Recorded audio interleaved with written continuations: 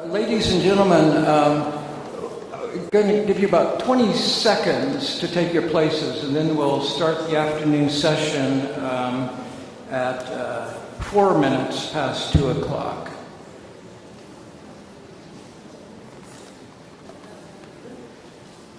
And the 20 seconds are gone. My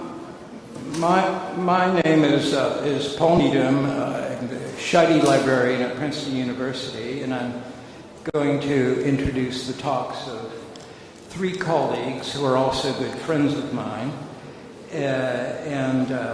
We will start with Eric White, now my colleague at Princeton University Library, but I've known much longer than that, and really have to mention the recent publication of his book on the history of the Gutenberg Bible based on the individual copies, Editio Princeps, which is extremely readable, extremely well illustrated, new information on the history of essentially every single copy. And it is the kind of book that I would say if any library in the world wants to have one book about the Gutenberg Bible or the earliest years of printing, this is the one book to buy. And so its sales ought to be substantial, and I think will be. So Eric is going to speak on patterns of non-survival among the earliest Mainz editions. Thank you, Paul, and thank you, Christina, and all of our wonderful hosts for having us here today. The principal goal of my book, Editio Princeps, A History of the Gutenberg Bible, was to learn as much as possible about the original distribution, early use, and subsequent survival of Europe's first substantial typographic book. Particularly useful insights came from renewed scrutiny of the dozens of surviving specimens of binding waste made from the Gutenberg Bibles.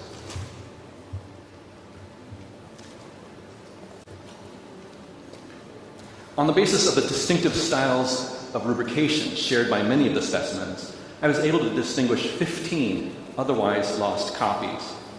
These 15 fragmentary copies attest to previously unknown points of distribution across Europe and offer datable evidence of the edition's decline into uselessness.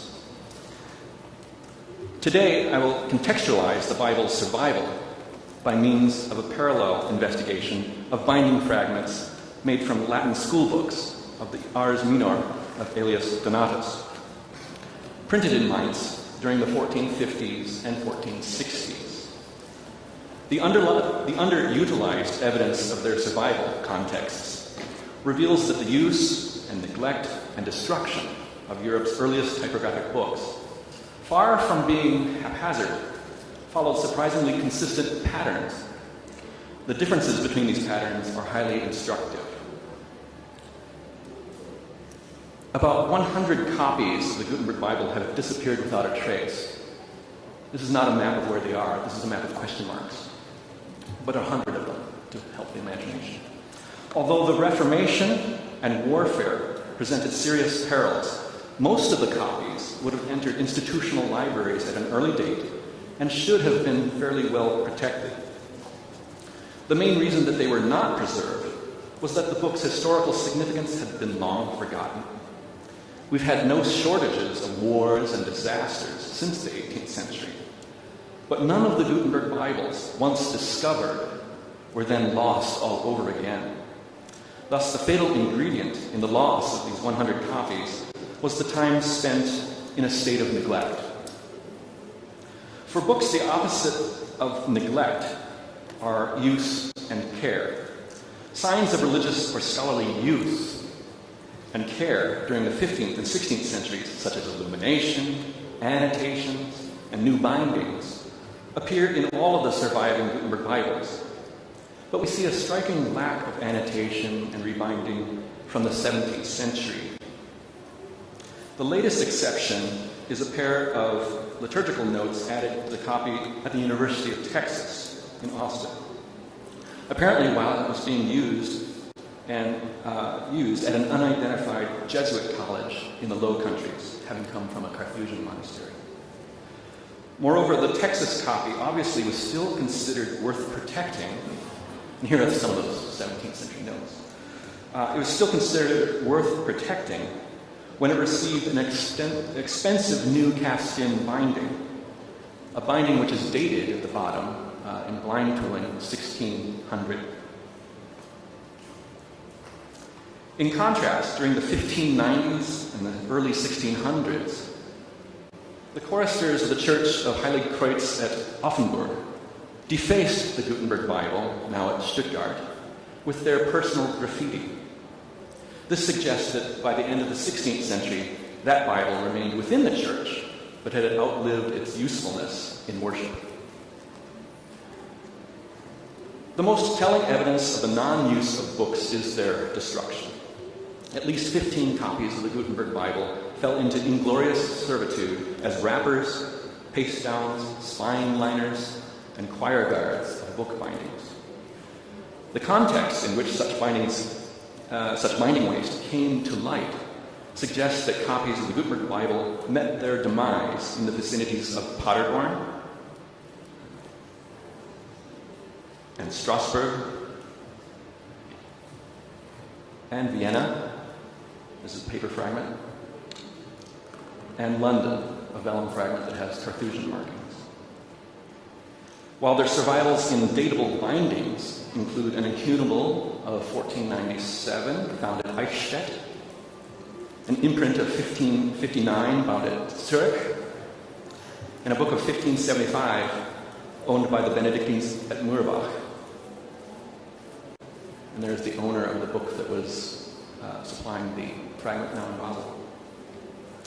In a Psalter of 1581, first recorded in Cologne, in an imprint of 1615, found at Durlach, near Karlsruhe, still binding a Lutheran work of 1622, bound at Leipzig, now in Augsburg, and a whole series of archival documents ending in 1626, preserved in Swedish National Archives. Also, a Hungarian church manual bound at Esztergom in the 1640s, a book dated 1668 at Freiburg and Breisgau, and an archival document dated 1712 discovered in Mainz itself.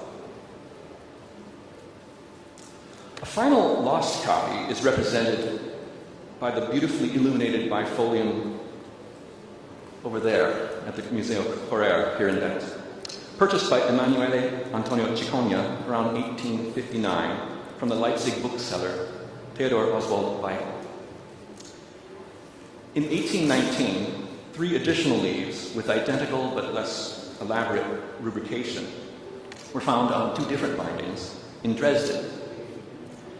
Crucial context for the demise of this same copy is provided by a recently discovered fragment now in Princeton, which survives in situ as a binding, serving as the cover of the Erneuerte und Verbesserte Landes- und Prozessordnung für Sachsen-Anhalt, a quarto printed at Köthen in 1666. There's the title page. Its owner inscribed the title page. This was the noted jurist Adam Porträus, who earned his doctorate at Jena in 1666, long resided at Halle, and died at Magdeburg in 1706. So between Dresden and Leipzig and these towns, we have a real circle of evidence. So these are the locations of the Gutenberg Bibles that survive as binding waste. Just as the localizations of fragments offer important evidence for the edition's initial dissemination, the publication dates of their host volumes offer termini postquem for the Bible's use as binding waste. Although the Bible may well have been cut apart somewhat earlier, And obviously a book may be bound long after its publication. The clustering of the datable bindings offers a clear indication of when the Bible's value finally reached its nadir. The termini post quem of the Gutenberg Bibles that are now binding fragments range from 1497 to 1712, whereas the early outlier, the 1497 incunable, probably is a much later rebinding, and the date 1712 is surprisingly late. The 9 other contexts are datable between 1559 and 1668. Clearly, the latter half of the 16th century and the entirety of the 17th century were the Dark Ages for the Gutenberg Bible. And this aligns perfectly with what we find within the 48 more or less complete copies, which exhibit a significant decline in 16th century use and nearly complete neglect during the 17th century. Now we turn to the Mainz editions of the Ars Minor of Aelius Donatus, hereafter Donatus, printed on vellum in small folio format during the 1450s and 60s. We know of 33 editions printed with the 42-line Bible typeface, and 28 printed with the larger DK types in Mainz. I will reiterate that not a single specimen survives intact. All we know about the early Donatus editions comes from bindings. Thus, many writers have commented that the Donatuses were used to death or read to pieces, even though their material was the same durable vellum as the Bibles and the Psalters, which so often survive intact. The usefulness of the Donatus to an individual student was brief, but copies presumably were passed down to upcoming students over as many semesters as the books could withstand the wear and tear. As we will see, our best evidence suggests that by the end of the 15th century, most of these Mainz Donatuses were already no longer in use. But as school books have no interest to libraries and their collectors, their only residual value was as waste material for book bindings. Here's a list of the this is the Donatuses that survive in with binding contexts that are in DK types. And here's a list of those that were in the 42-line Bible types. All of them have recorded binding context, thanks mainly to the scientific approach of Paul Schwenke, director of Berlin's library until 1921. They provide roughly datable binding context for 31 of the Mainz Donatus specimens, representing just over half of the identified editions printed by the end of the 1460s. To my knowledge, no one has analyzed this evidence as a whole. Although I cannot describe all 31 contexts today, 5 examples may suffice. An extremely early example is this bifolium, showing one part of it, of a 27-line Donatus printed in the somewhat wobbly first state of the DK types, Donatus calendar types, datable to the early 1450s. This was found in Mainz and was surrendered to the Bibliothèque Nationale in Paris in 1803. The fragment enclosed accounts concerning the town of Heidersheim on Rhine, northeast of Mainz, accounts ending in 1492. A slightly later fragment, printed in the second state of these Donatus calendar types, now at the Bayerische Staatsbibliothek in Munich, was found in a copy of Paulus Venetus' Summa Naturalium Aristotelis, printed by Christophorus Waldorfer at Milan in 1476. The pigskin binding was produced in Salzburg, 500 kilometers from Mainz. Here we can see, on the right, where the fragment used to reside. I do not believe that there could have been an extensive long-distance trade in individual copies of the Donatus for private ownership. Instead, the export of the books would have worked much better if it were handled by traveling agents, such as those who had distributed the Gutenberg Bible, so that a school in Salzburg could make a one-time purchase of a quantity of copies of the Donatus to be used over many years. This important fragment is in the Scheide library at Princeton University. It's from a 33-line Donatus. It represents the earliest known use of the first state of the typeface of the 42-line Bible. It's datable to the early 1450s. It was discovered by 1933 in a copy of Augustine's De Civitate Dei, printed at Basel in 1479, and bound at Seitenstetten, Austria. Now it's in the Stuttgart. Again, this is evidence for the organized export of quantities of Donatuses to faraway cathedral or parish schools. A very similar fragment, printed with the early 42-line Bible types at the Jagiellonian University Library at Krakow, preserves part of the same leaf as the Scheide fragment, but is clearly from a different edition. My arrows point to the same passages, differently composed in different editions. It was found in a Sammelband of 8 manuscripts written at the University of Leipzig by Jacobus Tham of Stockheim, who signed the colophon of one of those manuscripts, the Proverbia Senecae. Now, I think that's my slide of where the fragment used to reside in this book. And here is a colophon under the Proverbs of Seneca, signed by Jacobus Tham of Stockheim in 1472. Other manuscripts in the Sammelband are dated 1473. It's a very good context. This Donatus fragment, that vertical strip, was printed with the later 42-line Bible types, and it's the only Mainz Donatus specimen that remains in situ within the binding that preserved it. A copy of Horace, printed in Venice in 1483. Discovered in 2017 and purchased that day by Princeton University, it consists of 2 halves of a single leaf. Here I'm showing the top board upside down with the beginning of the Horace. And here's the back board inside with the last leaf. So spread across the binding are 2 halves of a single leaf. A leaf that features a printed initial A in blue ink in one of Fust & Schiffer's initials from the 1457 Psalter.